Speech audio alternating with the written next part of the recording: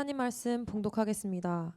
시편 51편 10절에서 12절까지 말씀, 구약성경 839페이지입니다. 하나님이여, 내 속에 정한 마음을 창조하시고 내 안에 정직한 영을 새롭게 하소서. 나를 주 앞에서 쫓아내지 마시며 주의 성령을 내게서 거두지 마소서.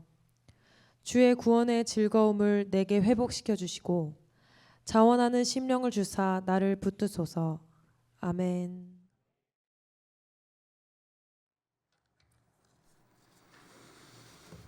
할렐루야. 반갑습니다. 옆 사람과 인사하도록 하겠습니다. 반갑습니다. 감사합니다. 새롭게 하소서라는 제목으로 말씀을 전하고자 합니다. 오늘 시편 51편을 기록한 저자는 우리가 잘 알고 있는 다윗입니다. 그리고 1절 위에 제목을 보시면 다윗이 밧세바와 동침한 후 선지자 나단이 그에게 왔을 때라는 소제목이 기록되어 있습니다. 시편 51편은 다윗이 이제 밧세바를 범한 후에, 그리고 뿐만 아니라 그 밧세바의 남편이었던 우리아를 죽인 후에 나단 선지자가 찾아왔을 때에 책망을 받고 회개하는 장면이 기록되어 있는 말씀입니다. 먼저 사무엘하 12장 말씀을 보시면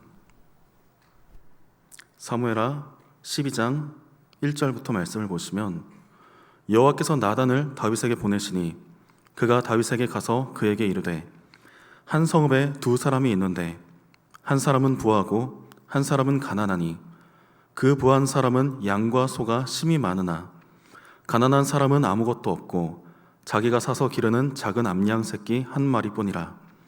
그 암양 새끼는 그와 그의 자식과 함께 자라며 그가 먹는 것을 먹으며 그의 잔으로 마시며 그의 품에 누움으로 그에게는 딸처럼 되었거늘 어떤 행인이 그 부자에게 오매 부자가 자기에게 온 행인을 위하여 자기의 양과 소를 아껴 잡지 아니하고 가난한 사람의 양 새끼를 빼앗아다가 자기에게 온 사람을 위하여 잡았나이다 하니 다윗이 그 사람으로 말미암아 노하여 나단에게 이르되 여호와의 살아계심을 두고 맹세하노니 이 일을 행한 그 사람은 마땅히 죽을 자라. 그가 불쌍히 여기지 아니하고 이런 일을 행하였으니 그 양 새끼를 4배나 갚아 주어야 하리라 한지라. 아멘하기가 참 애매한 말씀입니다. 하나님께서는 나단 선지자를 다윗에게 보냈습니다. 왜냐하면 다윗이 굉장히 큰 범죄를 하였기 때문에. 근데 문제는 나단 선지자가 지금 다윗을 찾아왔지만 다윗은 지금 나단 선지자가 하는 말이 무슨 말인지를 전혀 모릅니다. 그냥 나단이 한 이야기 속에서 그 부자가 너무나도 악한 일을 저질렀기 때문에 벌을 주어야 된다. 그는 죽을 자라. 그 빼앗은 것을 4배는 갚아주어야 된다. 그렇게 말을 할 뿐입니다. 하지만 우리가 성경을 통해서 알 수 있는 것은 언제나 하나님께서는 우리를 찾아오실 때 다른 사람 때문에 찾아오시는 것이 아니라 우리를 위해서 찾아오신다는 것입니다. 예수님께서 2000년 전에 이 땅에 오실 때에도 다른 사람을 위해 오신 것이 아니라 우리들 때문에 오셨습니다. 더 정확히는 나 한 사람의 죄악 때문에 나 한 사람을 구원하시기 위하여 이 땅에 오신 분이 예수님이셨습니다. 근데 많은 사람들이 그 사실을 깨닫지 못합니다. 예수님께서 그 베들레헴에 그 마국간에 그 말구에 누이시면서까지 태어나셨는데 정작 그런 예수님의 모습을 봤을 때 하나님의 아들이다, 우리를 구원하실 메시아다 고백했던 사람은 정말 별로 없습니다. 그 당시 성경을 가장 잘 알고 있었던 바리새인들, 제사장들은 분명히 베들레헴에 왕이 오신다는 그 예언의 말씀을 알고서도 직접 찾아가 경배하지 않습니다.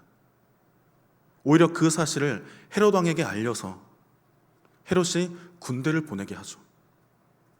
결국 그 베들레헴에 태어났던 모든 아이들, 그 어린 아이들은 그 이스라엘 사람들의, 그 바리새인들의 교만 때문에 모두 죽임을 당합니다. 물론 이 또한 하나님의 말씀대로 이루어진 것이었습니다. 하지만 하나님의 말씀대로 이루어졌다고 해서 악하게 쓰임받는 것까지 복이 되는 것은 전혀 아닙니다. 우리는 성경의 역사를 통해서 교만한 사람들이 지었던 수많은 죄들을 목격합니다. 아담과 하와는 교만하여서 자신들이 하나님과 같이 되려고 했고요. 또 사울 왕은 교만했기 때문에 하나님의 영이 떠나가게 되었고, 또 그 자리에 악령이 깃들어서 그 나라를 구한 다윗을 죽이기 위해서 10년이 넘는 시간 동안 군대를 끌고 따라다닙니다. 국정은 완전히 내버려 두고요. 사람이 교만할 때 그 교만은 그 사람에게 크나큰 죄악으로 다가옵니다. 그리고 가장 큰 벌이라고 한다면, 가장 큰 심판이라고 한다면 그것은 하나님과의 관계가 끊어진다는 것입니다. 다윗이 지금 어떤 상태였습니까? 당장 사무엘하 7장 말씀만 살펴봐도 다윗이 그런 고백을 합니다. 나는 백향목궁에 살고 있는데 하나님의 궤는 휘장 아래에 있다. 다윗은 하나님을 위해서 그 법궤를 둘 성전 짓기를 소망했습니다. 그때 하나님께서는 그 마음을 기뻐하시고 이렇게 말씀하십니다. 사무엘하 7장 8절부터 보시면, 그러므로 이제 내 종 다윗에게 이와 같이 말하라. 만군의 여호와께서 이와 같이 말씀하시기를, 내가 너를 목장 곧 양을 따르는 데에서 데려다가 내 백성 이스라엘의 주권자로 삼고, 네가 가는 모든 곳에서 내가 너와 함께 있어 내 모든 원수를 내 앞에서 멸하였은즉 땅에서 위대한 자들의 이름같이 너의 이름을 위대하게 만들어 주리라. 하나님께서 그 다윗의 마음을 얼마나 기쁘게 받으셨는지 그의 이름을 땅의 모든 위대한 이름과 같이 만들어 주겠다. 너의 앞에 있는 모든 대적들을 다 물리쳐 주겠다. 또 이어진 말씀을 보시면은 너의 후손을 영원히 이 땅에 두겠다. 하나님께서는 그 성전을 짓고 싶어하는 그 다윗의 마음에 기뻐하셔서 이렇게 축복하셨습니다. 근데 이렇게 복을 받았던 다윗이 사무엘하 12장 말씀에 가니까 이미 그 전에 있던 말씀이죠. 밧세바를 범합니다. 뿐만 아니라 그 사실을 감추기 위하여 그 남편인 우리아를 전쟁터로 밀어넣어서 죽입니다. 이것이 하나님 앞에 얼마나 악하게 보였는지 모릅니다. 근데 그 죄악보다 더 충격적인 것은 나단 선지자를 통해서 이렇게까지 말씀하시는데 다윗은 깨닫지 못한다는 겁니다. 오히려 나는 아닌 것처럼, 나와는 전혀 상관없는 것처럼 그 사람은 죽을 자다. 그 사람은 네 배를 갚아주어야 된다. 그런 말만 하고 있습니다. 그때 나단 선지자가 말합니다. 12장 7절부터 보시면, 나단이 다윗에게 이르되 당신이 그 사람이라. 이스라엘의 하나님 여호와께서 이와 같이 이르시기를, 내가 너를 이스라엘 왕으로 기름 붓기 위하여 너를 사울의 손에서 구원하고 내 주인의 집을 내게 주고 내 주인의 아내들을 내 품에 두고 이스라엘과 유다 족속을 내게 맡겼느니라. 만일 그것이 부족하였을 것 같으면 내가 내게 이것저것을 더 주었으리라. 그러한데 어찌하여 네가 여호와의 말씀을 업신여기고 나 보기에 악을 행하였느냐? 네가 칼로 우리 햇사람 우리아를 치되 암몬 자손의 칼로 죽이고 그의 아내를 빼앗아 내 아내로 삼았도다. 이제 네가 나를 업신여기고 햇사람 우리아의 아내를 빼앗아 내 아내로 삼았은즉 칼이 내 집에서 영원토록 떠나지 아니하리라. 하나님께서 말씀하십니다. 네가 이러한 죄를 지었기 때문에 너의 집안에 칼이 영원히 떠나지 아니할 것이다. 그렇게 평안할 것만 같았던 다윗 왕조가 이때부터 흔들리기 시작합니다. 이때부터 그의 나라가 영원히 이어지질 못합니다.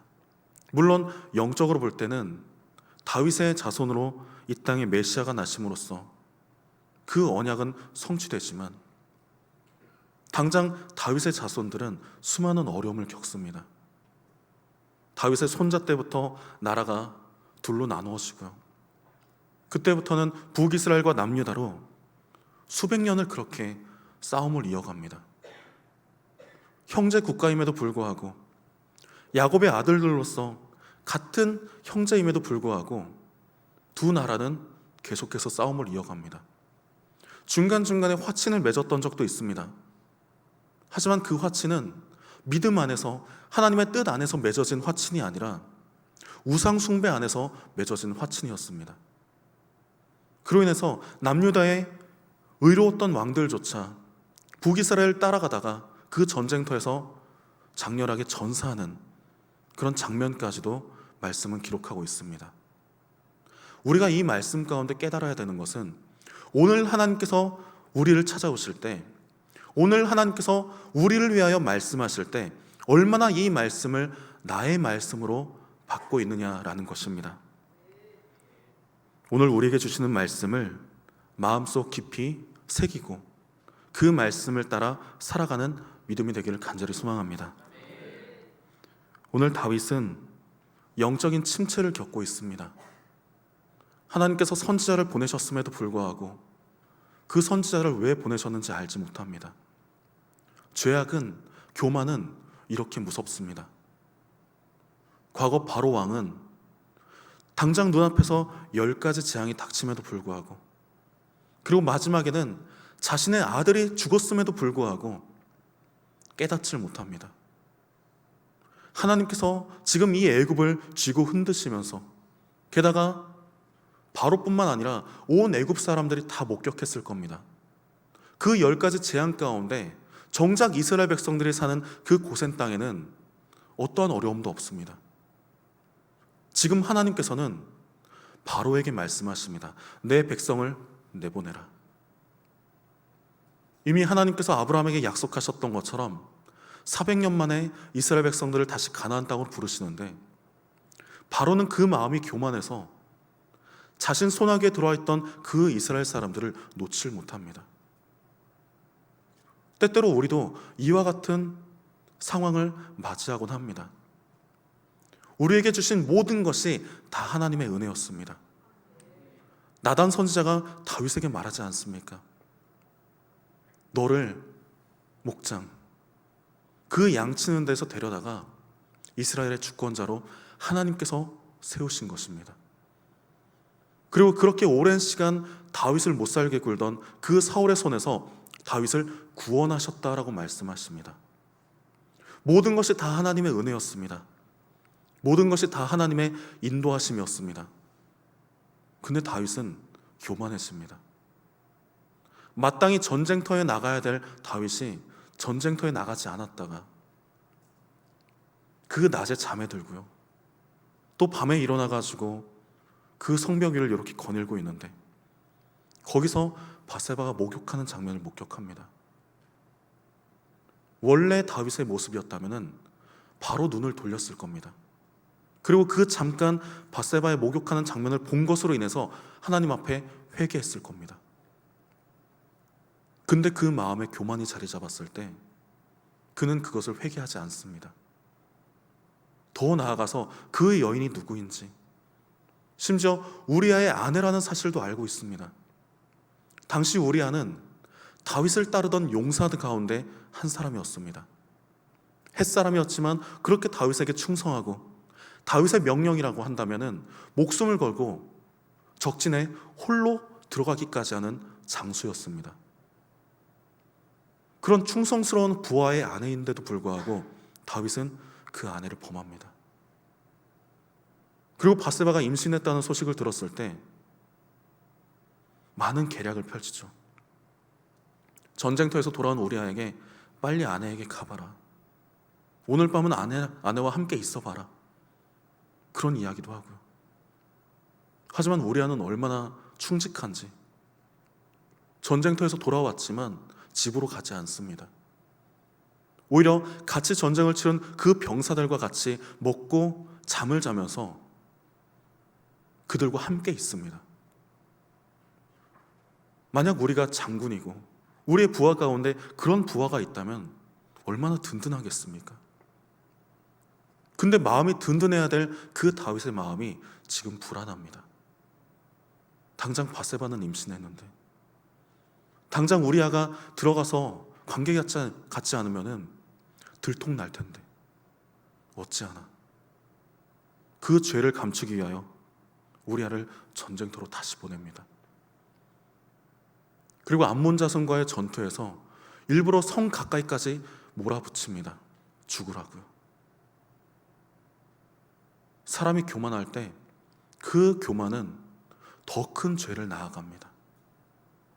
교만은 결국 패망의 선봉이라 말씀하십니다. 교만한 자의 결국은 결국 사망으로 이어집니다. 가인이 교만했을 때 하나님께서 분명히 가인을 찾아와서 말씀하십니다. 죄가 너를 원하지만 너는 죄를 다스려야 된다. 하지만 가인은 듣지 않습니다. 결국 그날 자신의 동생을 돌로 쳐서 죽입니다. 지금 우리 마음 가운데 교만이 자리 잡고 있다면 속히 이 교만을 회개하길 소망합니다. 오늘 본문 말씀을 보시면 다윗이 고백합니다. 하나님이여, 내 속에 정한 마음을 창조하시고 내 안에 정직한 영을 새롭게 하소서. 나를 주 앞에서 쫓아내지 마시며 주의 성령을 내게서 거두지 마소서. 주의 구원의 즐거움을 내게 회복시켜 주시고 자원하는 심령을 주사 나를 붙드소서. 시편 51편 말씀을 쭉 읽어보시면 약간 특이한 점을 발견하실 겁니다. 지금 다윗은 나단의 책망을 받고 이 시편 51편에 회개 기도를 합니다. 근데 이 가운데 내가 밧세바를 범했고 내가 우리아를 죽였고 라는 그런 이야기는 들어있지 않습니다. 다윗은 분명히 이 죄가, 이 교만이 왜 생겨났는지를 확실히 알고 있습니다. 사람이 죄에만 집중하다 보면은 정작 중요한 것을 잊고 넘어갈 때가 있습니다. 왜 사람이 죄를 회개함에도 불구하고 또다시 같은 죄를 반복하고 있느냐? 근본적인 문제를 해결하지 않아서입니다. 믿는 사람에게 있어서 가장 중요한 것은 어떤 죄를 지었고 그 죄를 회개하고 끝난 것이 아니라 하나님과의 관계를 회복했느냐에 있습니다. 진짜 믿음의 사람은 하나님과의 관계를 온전히 지키는 사람입니다. 오늘 다윗은 그 사실을 알고 있습니다. 내가 왜 이런 죄를 지었는가? 왜 죄를 지었음에도 영적으로 무감각해져서 하나님께서 나에게 나단 선지자를 보내셨지만 그 음성을 깨닫지를 못했는가? 왜 책망을 받은 다음에야 깨닫게 되는가? 내가 지금 하나님과 관계를 온전히 지키고 있지 못하는구나. 하나님과 관계를 지키고 있어야 될 그 왕이 과거 사울 왕처럼, 과거 이스라엘 백성들처럼 관계를 소홀히 했습니다. 그러니까 죄가 그 집안 가운데 그렇게 깊숙하게, 심지어 다윗의 뼛속까지 들어왔음에도 불구하고 깨닫지 못합니다.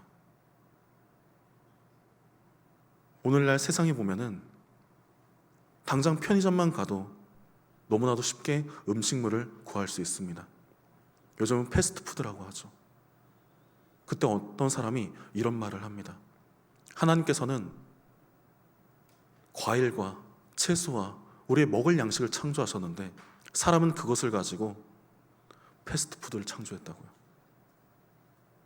그리고 우리가 음식들을 보면은 당장 음료수를 살펴봐도 착향료라고 해가지고요. 진짜 그 과일이 들어가지 않아도 그런 맛을 내는 음료를 마십니다.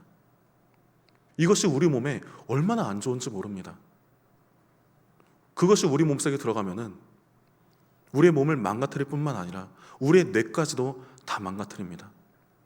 분명 먹지 않았는데 먹었다라고 속이게 만듭니다. 죄가 그렇습니다. 사람이 만든 모든 죄악들은 다시 그 사람을 속입니다. 나는 아무렇지 않다. 나는 괜찮다. 나는 점점 나아지고 있다. 가장 중요한 하나님과의 관계가 깨졌음에도 불구하고 그 사실을 잊어버립니다. 그래서 죄의 삭은 사망이라고 말씀하시는 것입니다. 하루속히 우리 속에 거하고 있는 우리 속에 자리 잡은 이 죄악과 교만을 해결하는 믿음이 되길 소망합니다. 그리고 이 해결책은 오직 하나님께 있습니다. 다윗은 이 사실을 알았기 때문에 다른 죄악도 다 죄악이지만 가장 먼저 하나님과의 관계에 회복의 힘을 씁니다. 51편 1절부터 말씀을 보시면 하나님이여 주의 인자를 따라 내게 은혜를 베푸시며 주의 많은 긍휼을 따라 내 죄악을 지워주소서. 나의 죄악을 맑게 씻으시며 나의 죄를 깨끗이 제하소서.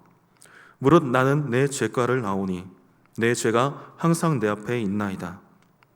내가 주께만 범죄하여 주의 목전에 악을 행하였사오니 주께서 말씀하실 때 의로우시다 하고 주께서 심판하실 때에 순전하시다 하리이다. 다윗이 고백합니다. 하나님, 저는 저의 죄가를 압니다.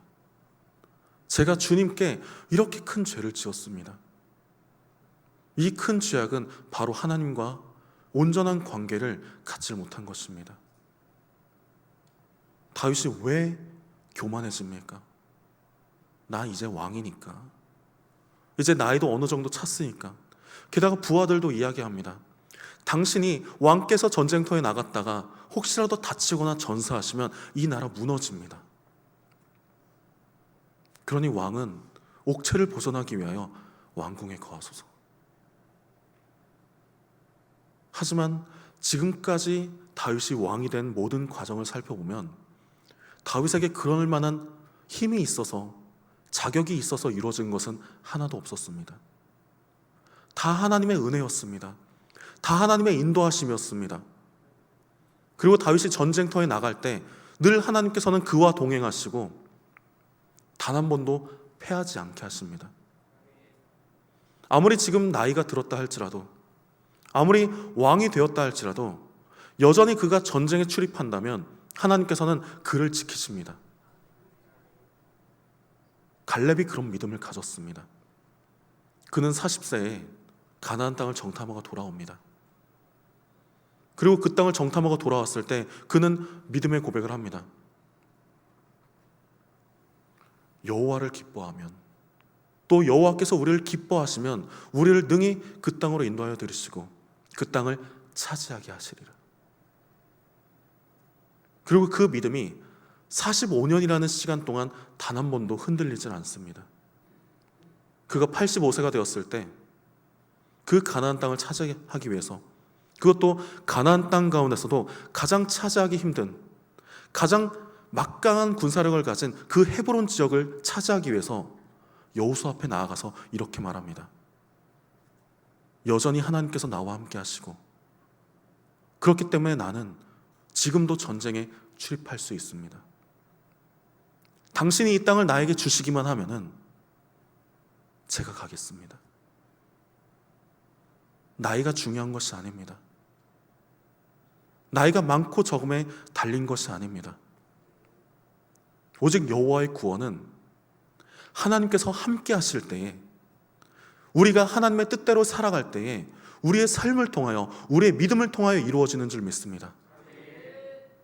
주변 상황 때문에 좌절하는 것이 아니라, 주변 상황 때문에 돌이키는 것이 아니라, 그럼에도 불구하고 하나님을 믿고 의지하는 그런 우리의 믿음이 되기를 간절히 소망합니다. 우리가 믿을 때에 하나님께서는 역사하십니다. 우리가 하나님과 동행할 때에 하나님께서는 우리와 함께 하시며 우리를 붙드시는 줄 믿습니다. 매일의 삶 가운데 어떠한 세상 유혹이 찾아온다 할지라도 하나님과의 관계 속에서 그 관계만을 생각하고, 혹 우리 마음 가운데 여전히 죄악이 있고 교만이 있다면 속히 이 죄악을 깨끗이 해달라고, 이 문제를 해결해달라고 하나님 앞에 나아오는 믿음이 되기를 간절히 소망합니다. 우리가 기도할 때에 하나님께서는 우리를 회복하십니다. 16절 말씀을 보시면 주께서는 제사를 기뻐하지 아니하시나니 그렇지 아니하면 내가 드렸을 것이라. 주는 번제를 기뻐하지 아니하시나이다. 하나님께서 구하시는 제사는 상한 심령이라. 하나님이여 상하고 통회하는 마음을 주께서 멸시하지 아니하시리이다. 주의 은택으로 시온에 선을 행하시고 예루살렘 성을 쌓으소서. 그때 주께서 의로운 제사와 번제와 온전한 번제를 기뻐하시리니 그때 그들이 숫소를 주의 제단에 드리리이다. 다윗은 고백합니다. 주께서는 번제를 기뻐하지 않으십니다. 주께서는 이러한 제사를 기뻐하지 않으십니다. 그냥 말로만 드려지는 예배, 형식적으로 드려지는 그런 예배는 하나님께서 기뻐하지 않으십니다. 하나님께서는 사무엘을 보내셔서 사울 왕에게도 그렇게 말씀하십니다. 하나님께서는 듣는 것을 기뻐하십니다. 순종을 기뻐하십니다. 늘 하나님과 동행하는 그런 믿음을 기뻐하십니다. 그래서 다윗은 고백합니다. 17절 말씀을 다시 보시면 하나님께서 구하시는 제사는 상한 심령이라. 하나님이여 상하고 통회하는 마음을 주께서 멸시하지 아니하시리이다. 통회하는 마음으로 나아오는 믿음이 되길 소망합니다. 늘 하나님 앞에 나아올 때에 무릎으로 나아오는 그런 신앙이 우리의 믿음이 되길 소망합니다. 하나님께서는 이러한 마음을 멸시하지 않으십니다. 우리의 모든 것을 아시는 하나님께서, 또 우리의 연약함까지 다 아시고 우리의 모든 문제를 다 아시는 하나님께서는 또한 우리의 모든 문제를 해결하실 수 있는 능력의 하나님이십니다.